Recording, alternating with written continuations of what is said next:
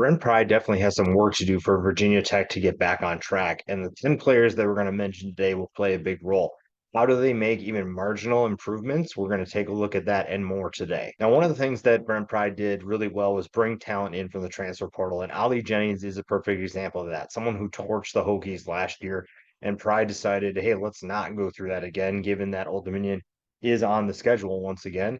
Let's get him on our team where we can make big plays and make positive changes on that side of the ball. Jennings is a 6'2" receiver who can clearly go up and get passes, and that's huge for an offense that's going to feature two quarterbacks that need some time and need a go-to weapon out wide. You look at their performance last year, 19.3 points per game, their lowest total since 1989.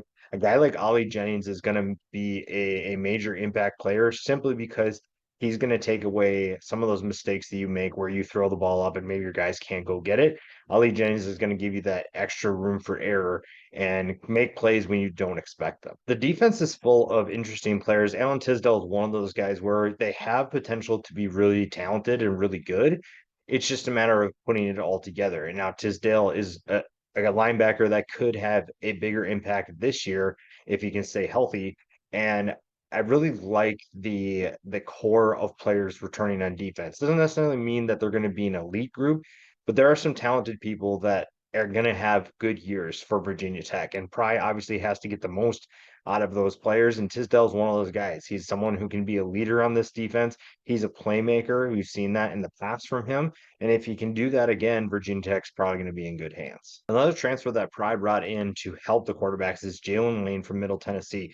He's going to be that smaller receiver that you use in the slot, but he's going to be a playmaker for this offense as well. You look at last year, nearly eclipsed 1,000 yards, 5 touchdowns. He's a proven playmaker for the Blue Raiders. Now he joins the Hokies to give, like I said, those quarterbacks some extra weapons on the outside. If you're able to open up that passing game, the rushing attack should be a beneficiary of that as well. And JAYLIN Lane is someone you can utilize maybe in the short game or even in the quick game, whether that's bubble screens, quick screens, you name it. He's someone that you can utilize more to open things up. I think one of the bright spots last year was MANSOOR DELANE. You look at the cornerback coming back for another year, a good freshman campaign for him in which you saw 8 passes defended, 1 interception. I think that Virginia Tech's secondary used to be one of those groups where you're expecting someone to be a first round pick, first or second round pick. And this secondary has a chance to do that once again. And obviously the talent gap is really the biggest thing hurting Virginia Tech, whether that's offensively or defensively. And they have some players coming back, even some coming back from injury, could make this group a little bit better than we expect. And having a guy like DELANE back is going to be huge. A guy who came into Virginia Tech with a lot of excitement, whether that was from fans and or the coaching staff, was Dorian Straw. Now, last year he missed a lot of time with injury, and now he is back once again. People will probably talk about how he wears number 44, which is not exactly a number you see on defensive backs very often, but he is someone who can play at a really high level. He's an all-conference type talent, and I think that you're going to see, if he stays healthy, get him getting back to that point, and that's going to be huge. Like I said, we already have one player we talked about at the cornerback position, and the secondary has the opportunity to be better, and that's going to help the offense as well. Because if this defense is making stops, you're giving the ball back to the offense, whether they need it or not, to give them more opportunities to put points on the board. Another person in the secondary, NASIR Peoples, the safety, comes in at 6 feet, 200 pounds, a very solid playmaker for the Hokies. Maybe doesn't have the statistics that you want to see, but again, some of these positions you're going to see these playmakers, they're not going to have the best stats. You're going to see their impact in things that they do where if you're covering a guy deep and they don't throw you the ball, that's not going to show up in the box score. NASIR Peoples gives them another veteran experienced player in the secondary that can make life easier. And obviously you got some things to figure out in the front seven, but I think Virginia Tech's going to be in good hands because they have a trio that I really like coming back. Now, what they do with Darren Canteen is going to be really interesting because I've seen some sources say he's going to line up at like a linebacker role.